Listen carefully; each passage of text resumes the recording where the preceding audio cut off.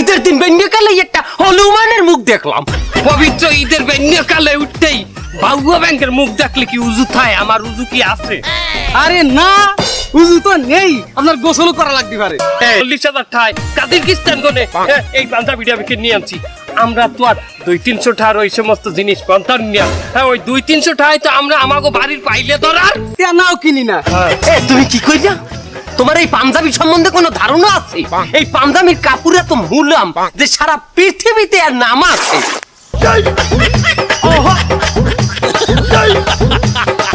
পাঞ্জাবির বগল চিপকে গেছে, চেনে নাই তার। এটা এটা এটা এটা কি? এটা ফ্যাশন।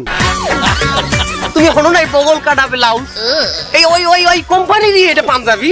এটা ভেন্টিলেশনের জন্য, মনে করো গরম আসছে চারিদিকে বিশাল তাপমাত্রা, তাই আমি এই নিজেই আমি ডিমান্ড করেছিলাম যে অর্ডারের সময় আমার পাঞ্জাবিটা একটু এখান থেকে এই স্টাইলে রাখবে।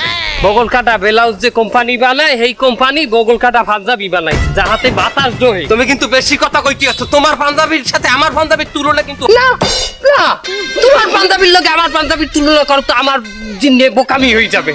আমার পাঞ্জাবি অনেক মুলাম, অনেক শক্ত।